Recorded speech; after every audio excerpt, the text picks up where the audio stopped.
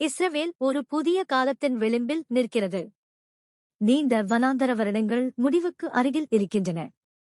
இதற்கு முன் உள்ள அதிகாரங்களில் கர்த்தர் அவர்களை பயணம் செய்ய மட்டும் அல்ல, நிலை பெறவும் தயாராக்கினார். இப்போது எண்ணாகமம் 33, 36 கடந்த தெய்வம் வரவிருப்பதையும் ஒரே நேரத்தில் காட்டுகிறது. முதலில் மோசே இஸ்ரவேலின் பயணத்தை படிப்படியாக மீள்பார்க்கிறார். கர்த்தர் எந்த பருவத்தையும் வீணாக்குவதில்லை. அவர் ஒவ்வொரு முகாமையும் ஒவ்வொரு கடின பாடத்தையும் நினைவு வைத்திருக்கிறார். இந்த பதிவு வெறும் வரலாறு அல்ல, மக்கள் சோர்ந்திருந்தாலும் கர்த்தர் தொடர்ந்து வழிநடத்தினார் என்பதற்கான சாட்சியாக அது நிற்கிறது. பின்னர் கர்த்தர் வாக்குத்தத்த தேசத்தில் வாழ்வதற்கான கட்டளைகளை தருகிறார். எல்லைகள் நிர்ணயிக்கப்படுகின்றன. தலைவர்கள் நியமிக்கப்படுகின்றனர். லேவியருக்கான இடம் ஒதுக்கப்படுகிறது.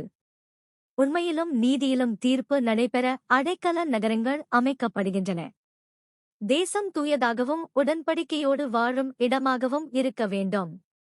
விசுவாசத்தை கலைக்கும் விக்கிரக வழிபாடும் பாவமும் அகற்றப்பட வேண்டும். மேலும் சேலோபெகாதன் மகள்கள் உட்பட குடும்பங்களின் சுதந்திரத்தை கர்த்தர் பாதுகாக்கிறார். ஆசீர்வாதங்கள் தலைமுறையிலிருந்து தலைமுறைக்கு சென்றடைய. இந்த அதிகாரங்கள் எளிய செய்தியை கற்பிக்கின்றன. கர்த்தர் பாதையிலும் வீட்டிலும் தம்முடைய ஜனங்களை வழிநடத்துகிறார். அவர் நம்மை இயேசு கிறிஸ்துவிடம் நடத்துகிறார். மேலும் பரிசுத்த உடன்படிக்கை ஜனங்களாக வாழ கற்பிக்கிறார். ஒரு தந்தை தனது குடும்பத்தை ஒரு புதிய வீட்டின் அருகில் சிறிய தீயைச் சுற்றி கூட்டுகிறார் என்று கற்பனை செய்யுங்கள். அவர், நாம் அடுத்த ஆயத்தில் நுழைவதற்கு முன் இங்கே வர எவ்வாறு நடந்தோம் என்பதை நினைவில் கொள்ளுங்கள் என்று சொல்லுகிறார். அதே உணர்வே எண்ணாகமம் 33. மோசே இஸ்ரவேலின் பயணத்தை மிக விரிவாக பட்டியலிடுகிறார். முகாம் பின் முகாம், நகர்வு பின் நகர்வு. சில இடங்கள் மகிழ்ச்சி தந்தவை. சில இடங்கள் வேதனை தந்தவை. சில இடங்களில் மக்கள் தோல்வியடைந்தார்கள். சில இடங்களில் கர்த்தர் அவர்களை காப்பாற்றினார். ஆனால் எல்லா இடங்களும் முக்கியமானவை. உடன்படிக்கை ஜனங்களுக்கு தேவன் இவ்வாறே செய்கிறார். அவர் இலக்கை மட்டும் அல்ல, பயணத்தில் உருவாகும் மனதையும் கவனிக்கிறார். இஸ்ரவேல் நினைவுகூரும்போது அவர்கள் மனந்திரும்ப முடியும். இஸ்ரவேல் நினைவுகூரும்போது அவர்கள் வழிபட முடியும். இஸ்ரவேல் நினைவுகூரும்போது அவர்கள் மீண்டும் கர்த்தரை நம்ப முடியும். தேவனுடைய பதிவே, நீங்கள் பலவீனமாக இருந்தாலும் நான் உங்களோடு இருந்தேன் என்று சொல்கிறது. பின்னர் எண்ணாகமம் 34 எதிர்காலத்தை நோக்குகிறது. கர்த்தர் தேசத்தையும் அதன் எல்லைகளையும் விவரிக்கிறார். இது சும்மா நிலவரி வரைபடம் அல்ல, இது உடன்படிக்கை எல்லைகள். தேசம் ஒரு கொடை, அதே நேரம் ஒரு பொறுப்பு. ஆவிக்குரிய வாழ்க்கைக்கு ஒழுங்கு தேவை என்பதை தேவன் கற்பிக்கிறார். பரிசுத்தத்துக்கு முறைமைகள் உள்ளன. எல்லைகள் வழிபாட்டையும் குடும்பங்களையும் கர்த்தரின் ஜனங்களாகிய அடையாளத்தையும் பாதுகாக்க உதவுகின்றன. எங்களுக்கான தனிப்பட்ட செய்தி இதுதான். எங்கள் வாழ்க்கையிலும் முகாம்கள் உள்ளன. மறக்க விரும்பும் பருவங்கள் உள்ளன. பதிவில் இருக்கக்கூடாது என்று நினைக்கும் தவறுகள் உள்ளன. ஆனால் தேவன் அவை மூலமாகவும் தாழ்மையும் விசுவாசமும் கற்றுக் கொடுக்க முடியும். நாம் அவரை அனுமதித்தால் கர்த்தர் எங்கள் வனாந்தரத்தை சாட்சியாக மாற்றுவார். பின்னோக்கி பார்ப்பதில் வெட்கம் இல்லாமல், முன்னோக்கி பார்ப்பதில் பயம் இல்லாமல் அவர் உதவுவார். இன்றைய பயன்பாடு ஒரு எளிய செயலில் தொடங்குகிறது. ஆவியோடு நினைவுகூருங்கள். கர்த்தர் உங்களை கொண்டு வந்த முகாம்களை எழுதுங்கள். அவர் கற்றுக் கொடுத்ததை பெயரிட்டு சொல்லுங்கள். இப்போது நீங்கள் வேறுபட செய்ய வேண்டியதை முடிவு செய்யுங்கள். பிறகு நன்றியுடனும் கீழ்ப்படுதலுடனும் அடுத்த பருவத்தில் நுழைந்து கர்த்தர் இன்னும் படிப்படியாக வழிநடத்துகிறார் என்று நம்புங்கள். நீங்கள் ஒரு வீட்டை கட்டுகிறீர்கள் என்று கற்பனை செய்யுங்கள். எல்லைகள் இல்லாமல் பாதுகாப்பு இல்லை, ஒழுங்கு இல்லாமல் தூய்மை நிலைத்திருக்க கடினம். எண்ணாகமம் 33, 34 பரிசுத்தத்திற்கு எல்லைகள் தேவை என்று கற்பிக்கிறது. இஸ்ரவேல் தேசத்தில் நுழையும்போது விக்கிரக வழிபாடும் பாவமும் தரும் அழுத்தங்களை அகற்ற வேண்டும் என்று கர்த்தர் கட்டளையிடுகிறார். இது வாழ்க்கையை கனமாக்குவதற்கல்ல, அவர் அவர்களை நேசித்து நம்பிக்கையை பாதுகாக்க விரும்புவதால்தான். உபதேசமாக, இந்த எல்லைகள் உடன்படிக்கையில் வாழுகிறவர்களுக்கு பிரிந்த பரிசுத்தம் தேவை என்பதை நினைவூட்டுகின்றன. கர்த்தர் எல்லைகளை அமைத்தது வழிபாட்டையும் குடும்பங்களையும் எதிர்காலத்தையும் பாதுகாக்கவே. உடன்படிக்கை வாழ்க்கை என்பது மனம் வந்தபடி செய்வதல்ல, அது தேவனுடைய பாதையில் மனதையும் வாழ்க்கையையும் ஒத்திசைப்பது. இவை இயேசு கிறிஸ்துவில் இன்னும் தெளிவாகிறது. கிறிஸ்து நம்மை மனந்திரும்ப அழைக்கிறார், ஆவியை கலைக்கும் விஷயங்களை விட்டு விலகச் செய்கிறார், மேலும் மாற்றுவதற்கான சக்தியை அளிக்கிறார். எல்லைகள் மனிதர்களை தள்ளிவிடும் சுவர் அல்ல, அவை அமைதிக்கும் சுதந்திரத்துக்கும் செல்லும் பாதை. இன்று நாமும் ஆவிக்குரிய எல்லைகளை அமைக்க வேண்டும். எது வீட்டிற்குள் வர வேண்டும், எது வெளியே போக வேண்டும், நேரம், ஊடகம், வார்த்தைகள், நடத்தை, இவை அனைத்தையும் ஜபத்தோடு பரிசீலித்து தெளிவான தீர்மானங்களை எடுத்தால் வழிபாடு சுத்தமாகவும் விசுவாசம் உறுதியாகவும் இருக்கும். கர்த்தருடைய வாக்குறுதி மாறவில்லை. அவர் உடன்படிக்கையை நிறைவேற்றுகிறார். நாம் உடன்படிக்கை பாதையை தேர்வு செய்யும்போது அவர் நம்மை காக்கவும் ஆசீர்வதிக்கவும் செய்வார். ஒரு பழைய ஆல்பத்தை திறந்து பார்ப்பது போல கற்பனை செய்யுங்கள். சில பக்கங்களில் சிரிப்பு, சில பக்கங்களில் கண்ணீர். கடந்த காலம் மறையாது, ஆனால் அது மீட்கப்படலாம். எண்ணாகமம் 33:34 உன் பயணப்பதிவை எழுது என்று நம்மை அழைக்கிறது. மோசே ஒவ்வொரு முகாமையும் பட்டியலிடும்போது அவர் காயங்களை தூண்டவில்லை, கர்த்தருடைய வழிநடத்தலை சாட்சியாக சொல்கிறார். இன்றைய பயன்பாடு நன்றியுடன் தொடங்குகிறது. நீ கடந்து வந்த வனாந்தரத்தை நினைவு கூர். கர்த்தர் உன்னை எப்படி போஷித்தார், எப்படி சரி செய்தார், எப்படி தைரியம் தந்தார், எப்படி காத்தார் என்பதை எழுதிவை. தாங்க முடியாது என்று நினைத்த நாள்களில் அவர் எப்படி தொடரச் செய்தார் என்பதையும் எழுதிவை. பின்னர் பாடங்களை கற்றுக்கொள். எங்கு நீ அதிகமாக மனந்திரும்ப வேண்டும், எங்கு நீ உறுதியான வழிபாட்டை வளர்க்க வேண்டும், அந்த பருவங்கள் உன்னை எவ்வாறு தாழ்மையுடனும் விசுவாசத்துடனும் ஆக்கியது. அதற்குப் பிறகு ஆவிக்குரிய எல்லைகளை அமை. உன் வீட்டில் என்ன தங்க வேண்டும், என்ன வெளியே போக வேண்டும் என்று தீர்மானி.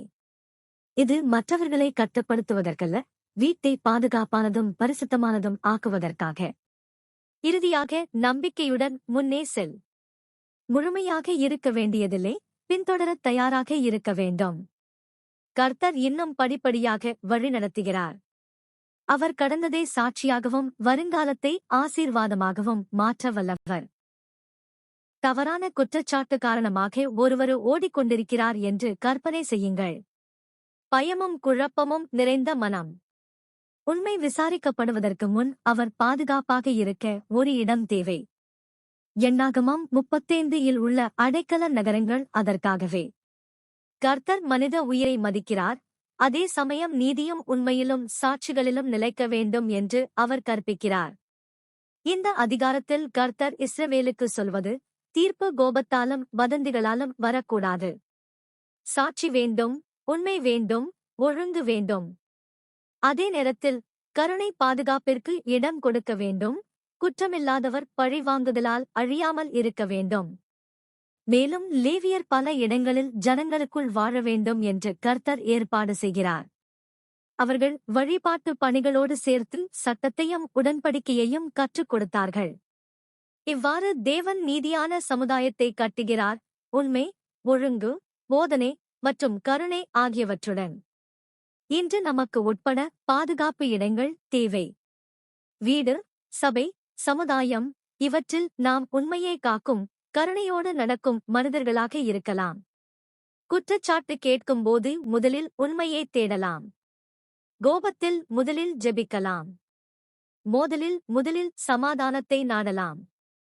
கர்த்தருடைய வழியை தேர்வு செய்தால் நீதியும் கருணையும் ஒன்றாக செயல்பட்டு அவர் தனி மனிதர்களையும் சமுதாயங்களையும் சுகப்படுத்துவார்.